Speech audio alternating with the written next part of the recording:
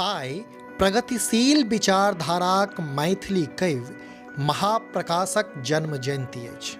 एहनामे समदिया.com हुनकहि एकटा कवितासँ हुनक स्मृति तर्पण करैत अछि। सुनल जाओ महाप्रकाशक कविता जकर शीर्षक अछि मृत्यु अमृत्यु।